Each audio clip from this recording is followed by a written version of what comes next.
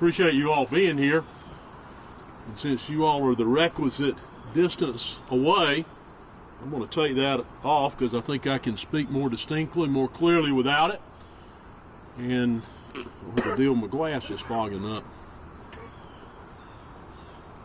As I said, we appreciate you all being with us this morning. We want to talk about our path forward. As Tim mentioned to you from the outset, in fact, as early as communication we had with our employees the first part of July, it's been our intent to return as quickly, as safely possible to 5 days of instruction in person. We also have had, as a part of our plan since it was published in July,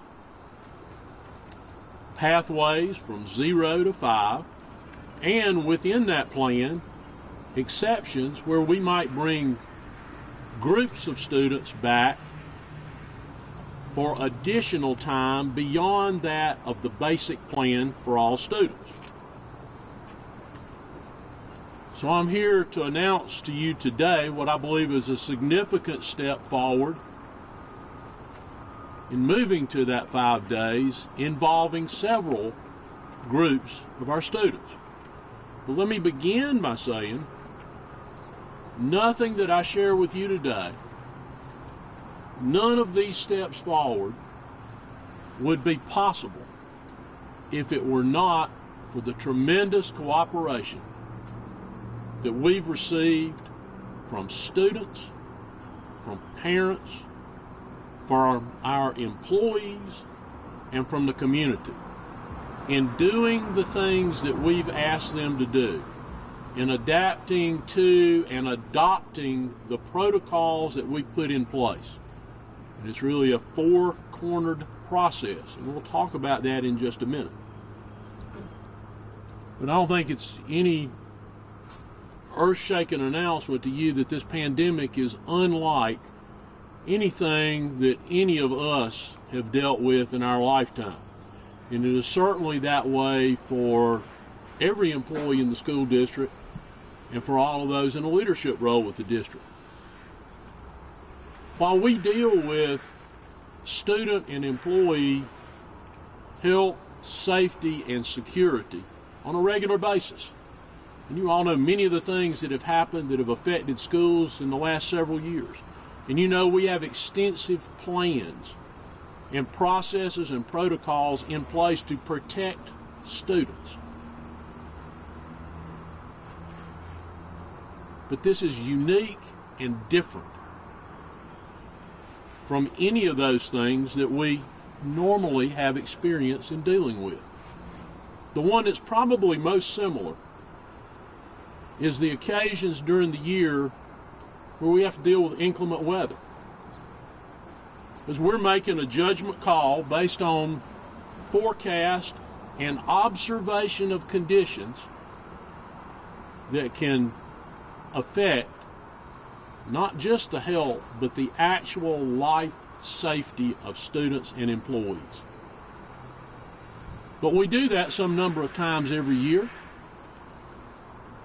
It can be a very objective decision in most cases, though it does require judgment.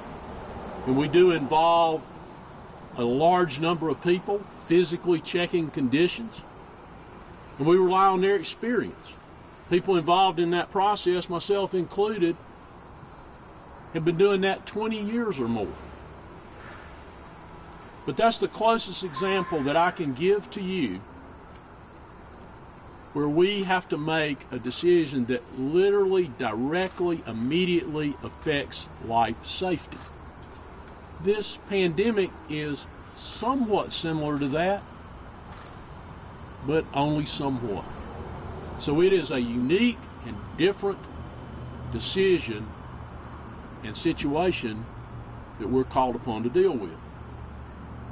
Now, just like in dealing with the weather, we can call on expertise, but the expertise in this situation is a little more restrictive.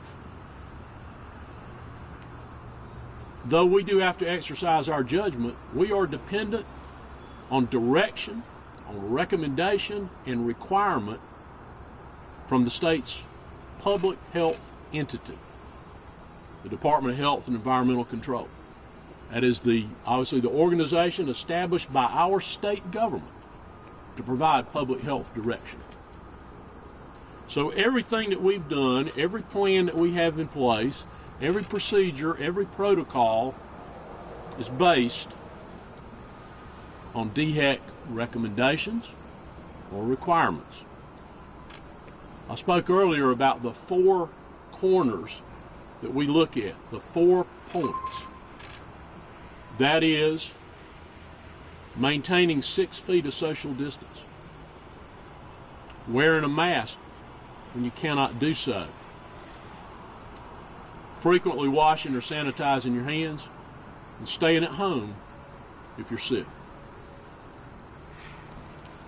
We believe, as I mentioned to you earlier, because of the cooperation of our students, our families, and our employees, we have effectively implemented those things. And you've seen us progress from a 1 day of attendance to 2 days of attendance. And we certainly look at the DHEC spread data that comes out to us every week, looking back 2 weeks. We also look at local conditions. We look at what the level of emergency care being required in our community might be. We also look internally. How many students and how many employees do we have affected by the virus? We have about 10,000 employees. And as of this morning, we have 9 in isolation, 15 at home pending test results, and 55 quarantined. Quarantine simply means you've been in direct exposure to someone test positive. That's a total of 78 employees.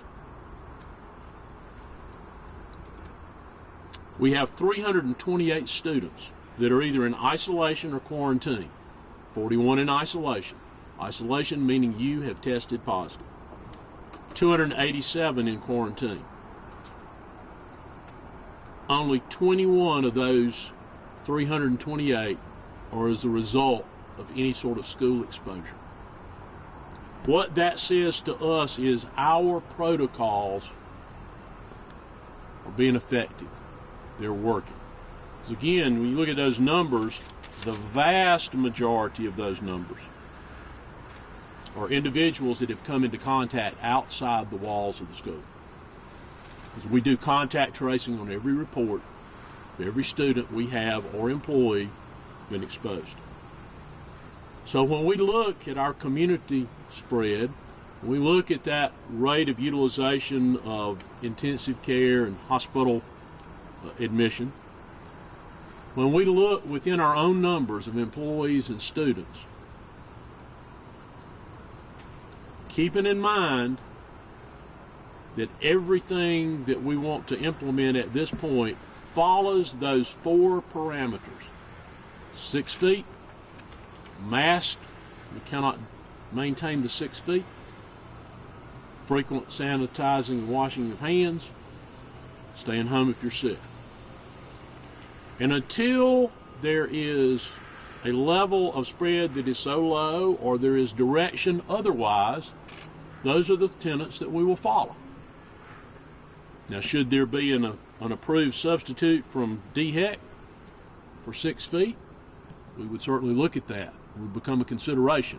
But right now, everything I'm going to say to you this morning maintains those 4 corners of safety for our students and for our employees.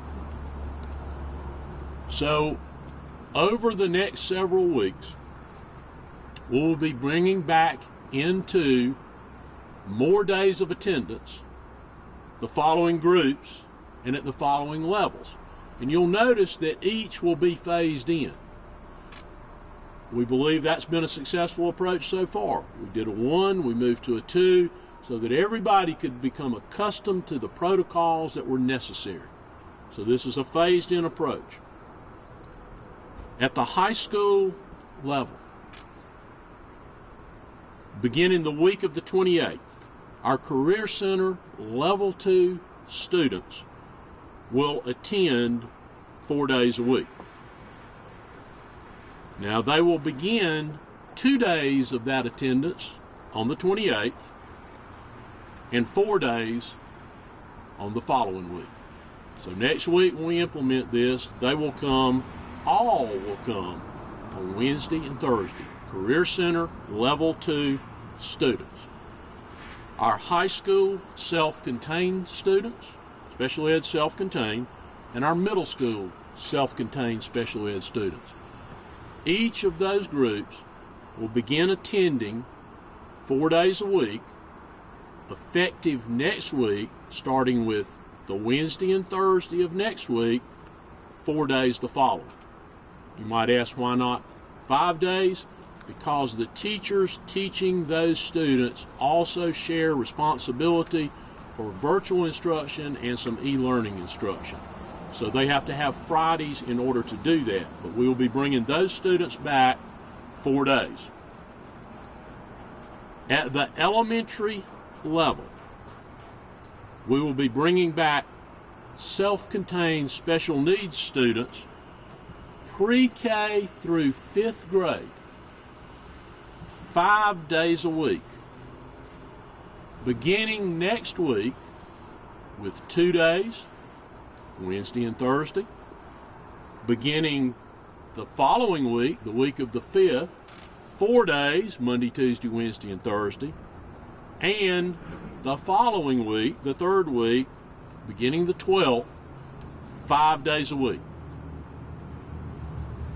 We will also be bringing in our regular ed 1st grade classes along that same timeline in person. So 1st grade, beginning next week, 2 days, Wednesday and Thursday, all present. 4 days the week of the 5th, all present, Monday through Thursday. And the week of the 12th, 5 days, Monday through Friday, all present. That provides an opportunity to phase that in for everyone to become accustomed to dealing with more students being in the room. That's both from the student perspective and for the teacher perspective. And it also provides time for our employees, for our teachers and aides to make arrangements for Fridays for childcare if they need to do so. Right now, they have the option of working, or they are working from home on Friday, meeting their online obligations and doing their planning. So if they have children for which they need to provide care, they're able to do that on Fridays at home. This gives them a period of time to adjust. In addition to that, beginning the week of October the 12th, our students at Washington Center will move from 4 days a week to 5.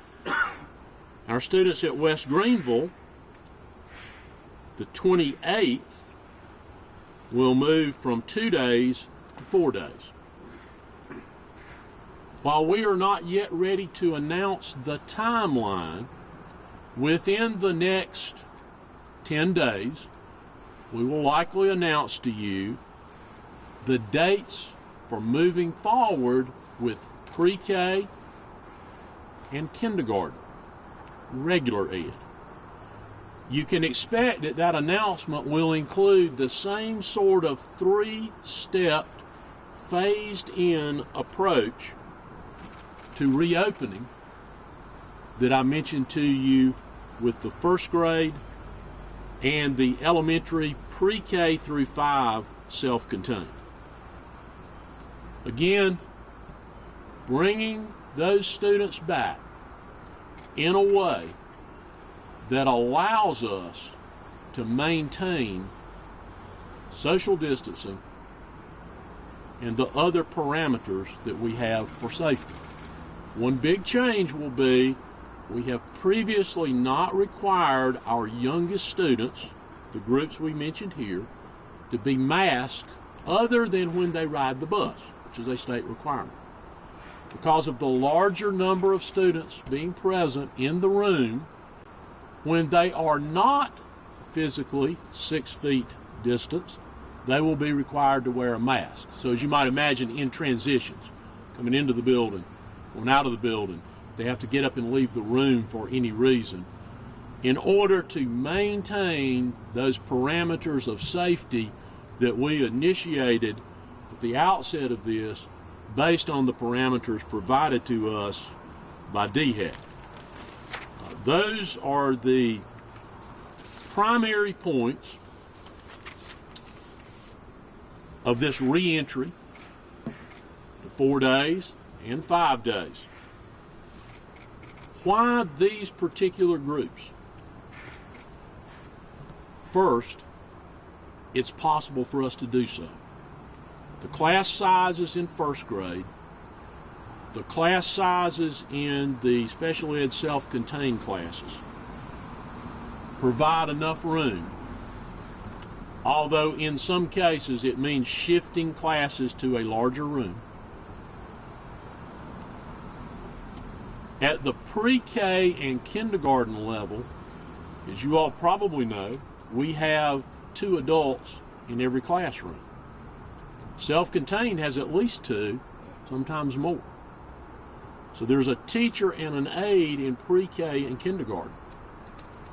When we get to that point in this process, it is highly likely that students will be split into subgroups, and utilizing that aide or aides and the vacant classrooms we have, because we have 30% of our students 100% virtual, we will be dividing the class into groups and moving some in and out of the room in order to maintain the social distancing that protects them and protects our employees.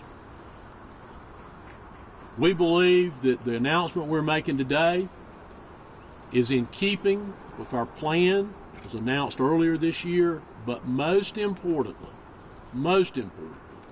it allows us to keep in place the safety and health parameters that we believe have contributed to the success that we've had in safely re-entering school from 100% virtual through a 1 to a 2, and now moving these groups, these designated groups, in 4 and 5 days a week. The most compelling reason to do so, not simply because we can safely do it. That's an absolute requirement that we can safely do it. The compelling reason for these groups, these are our students that, to be taught most effectively, require greater face-to-face, in-person instruction. When you think about the groups I mentioned, the reasons for that probably become pretty apparent to you. If you think about a Level 2 Career Center student, they're doing all kinds of hands-on application of the skills they need for the certification they're seeking, and they have requirements for numbers of hours to conduct that, and those classes are small and they tend to be in large shop areas. But that instructional need, when you think about our self-contained classes at whatever grade level, pre-K, we have classes from special ed, self-contained, all the way from 3 years old up to age 21. Those are our students that have the most significant barriers to learning.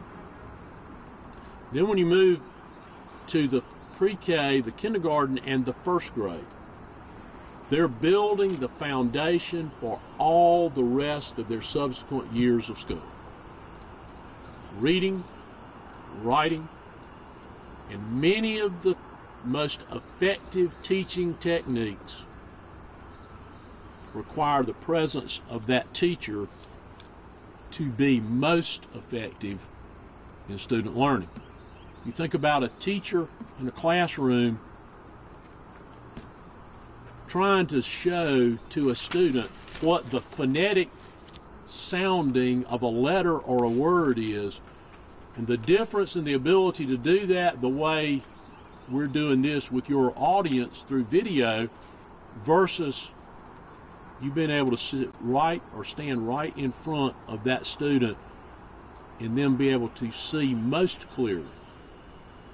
And you as a teacher to be able to see most clearly without them having to say yes or no, whether they're grasping what you're saying to them. So we believe it is the place that is most logical to begin, because we can keep all the safety parameters in place, but they are our students who will benefit the most by return to more days of instruction. Again, we hope to be back in front of you very short period of time. We can announce to you a timeline for regular ed, pre-K, and kindergarten.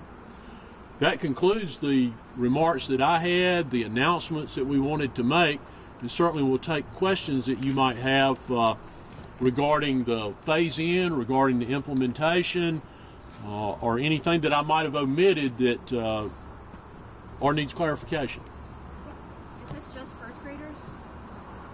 So it's not the pre-K and kindergarten, it's just first graders? Today what we're announcing with the timeline that I gave you, that's first grade. Within the next 10 days, we anticipate being able to say to you, following a similar phase-in, a 2 to 3 week phase-in, the start dates for pre-K and kindergarten. The reason for that is, as I mentioned to you, in many cases, those students will have to be split into groups.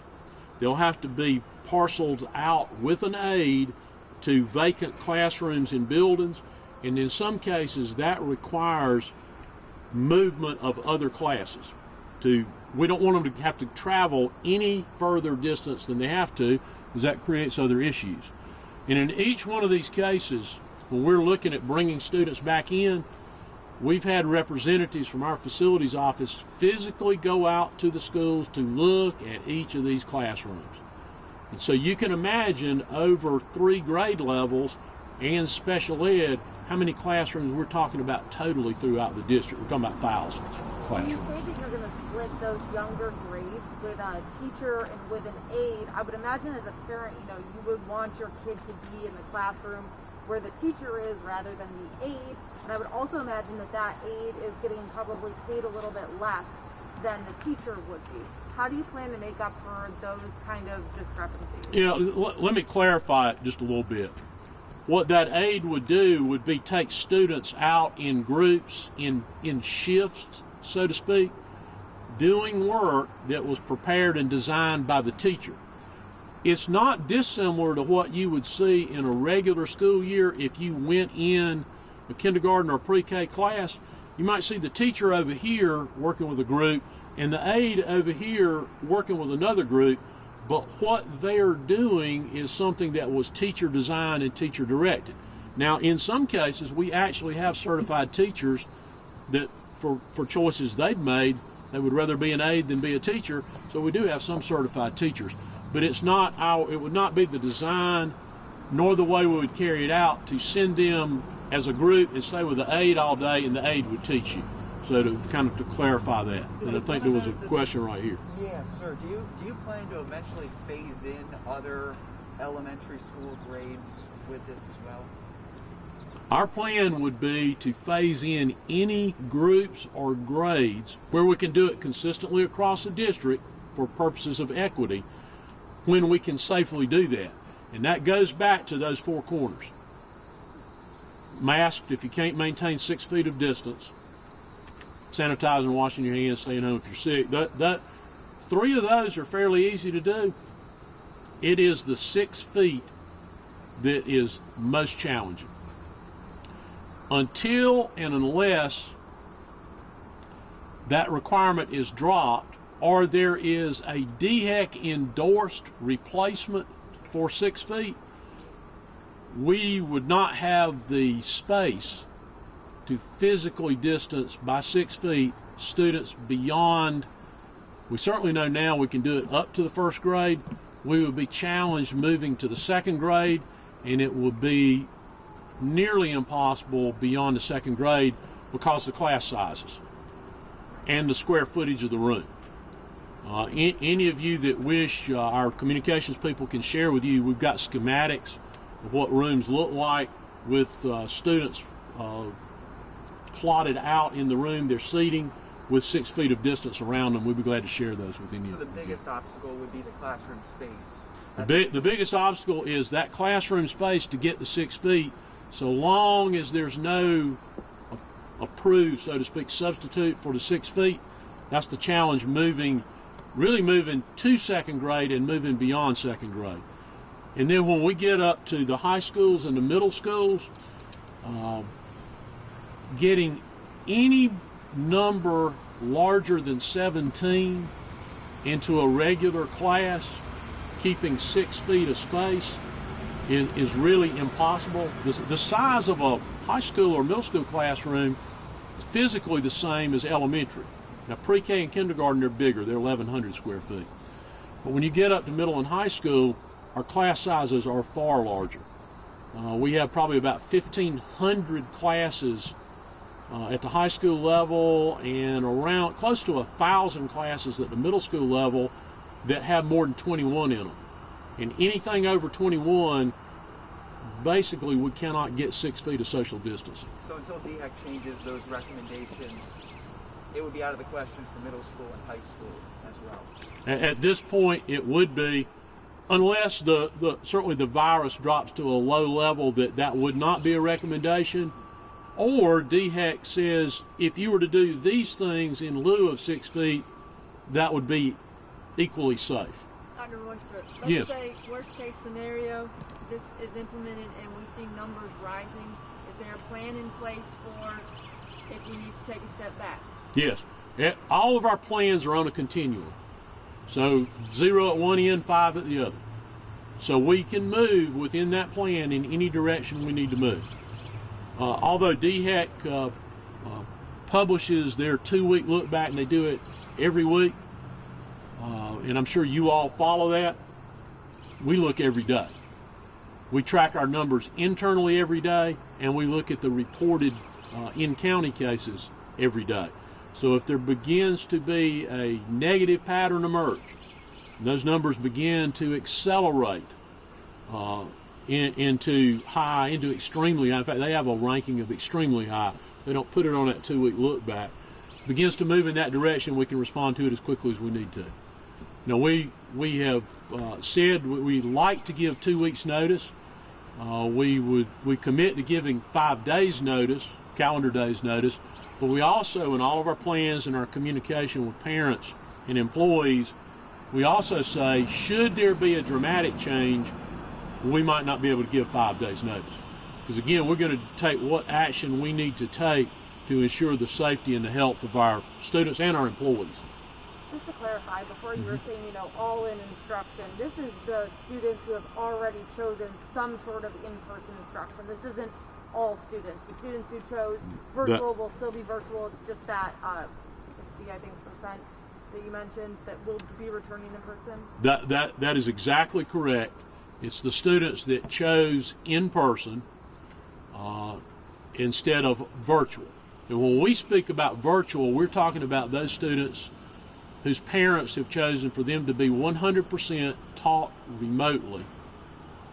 When we talk about e-learning, then we're talking about the students whose parents have chosen for them to attend in person, but some portion of their instruction is done remotely. You also mentioned contact tracing that you all do. Is that something that the district has kind of figured out a way to do it? Are you using DHEC to do that, or is it a little bit of both? We follow the DHEC parameters, and we do our own, and we also get from them the data they have. But in many cases, with our own employees and with our students, we actually get the data quicker simply because we're closest to it. And then we compare those two things. I know when this all started, one of the big concerns was actually, those younger kids being able to grasp the concept of social distancing and grasp the concept of needing to wear a mask. We were at Stone Academy a couple weeks ago, and those kids were doing a fantastic job. So can you just talk a little bit about the feedback you've gotten from your teachers and your staff about how well the kids who are doing in-person schooling are doing with these kinds of concepts right now? The best thing I think I can say to you about that is in my observation going out to schools, I don't know, I've been to 35 or 40 already, in talking with principals, talking with teachers, talking with students. It's very positive. Now, obviously, people have concern. I think everybody here today has concern about this virus. But certainly there's concern, but there's been such a great response to doing what we've asked people to do. That's the only reason I can stand here today and say to you, we feel like we can safely move to this next level because of the level of compliance, including the students that we didn't require to do that, the youngest students. Many of them showed up the first day with a mask, and many more of them, which is, kind of fairly typical of young people, when they got there and all the others, particularly older students, had a mask, then many of them wanted one. So there's been a high level of compliance with that. And again, I can't say enough about the cooperativeness that we've received from students, from parents, and from our own employees about doing that which is contrary to really everything they normally do. The teachers want to be in proximity to students. Students want to be in proximity to them. They want to see each other's face. They want to be able to hear clearly and distinctly. And this is contrary to so many of those things that are just a part of their being, whether they're an educator or a young person in class. They've done a great job adhering to that. We've had little to no problem with it. And that's the only way we can move forward. And the only way we'll be able to move forward with this and sustain it will be to have a similar level of compliance and cooperation. And there's every reason to believe we'll have that based on the experience we've had, now into the 5th week, but four full weeks of school now. Dr. Royster, Yes. You said it before, but can you please reiterate to the parents watching that are obviously very anxious to hear the return for regular education? You said, there will be announcements coming, but can you just say something to them? They're obviously very excited about this. They want to hear what you have to say. Right. Now they have the date for the Level 2 Career Center. They have the date for self-contained special ed classes at every level. And they have the date for first grade. We're going to start this next week, phase it in. And then I fully believe, absent any unusual change to your earlier question about, should there be some dramatic increase in the virus, something like that, or people are not cooperative, which we don't believe they will fail to be cooperative, then we'll be pushing forward with pre-K and kindergarten. And then if we can determine safe routes forward to keep those 4 corners that we need to keep to maintain safety and health, then it would be our priority to continue to move up through the elementary grades. And at this point, it's too early to say when we might be able to do that. But, we're here talking to you today, 4 weeks in, and we're already moving to full attendance for some of our students. So you don't have a set goal as far as a date that you would like to have everything? Our goal, as it has been with every other aspect of this, is to continue to move towards 5 days as soon as safely possible.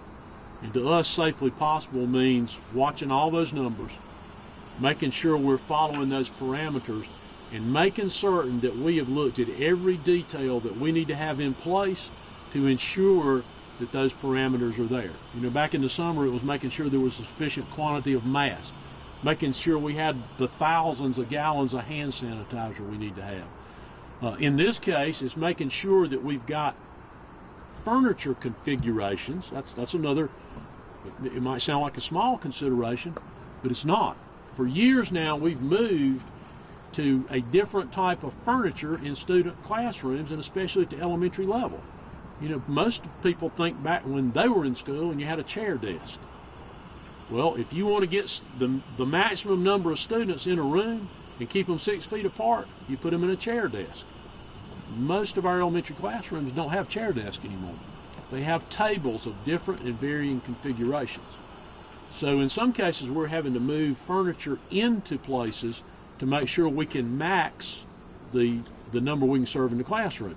For one thing, in those pre-K and kindergarten classrooms, as we talked about earlier, where we've got to bring some out for part of the time and rotate them back in and back out, the more we can leave in the room with the teacher and keep them 6 feet apart, then the better off we are. So there's a lot of logistics. There's obviously the planning side, we plan all this out, then we have to make sure that our plan fits the reality, and then what about that reality can we change, how do we change it, and how quickly can we get that done? Say I'm a first grade parent right now listening to this, and right now, you know, I'm comfortable with my kid going to school 2 days a week. That seems good, you know, but 4 or 5 days a week seems maybe a little bit unsafe for me as a parent. Is there a choice?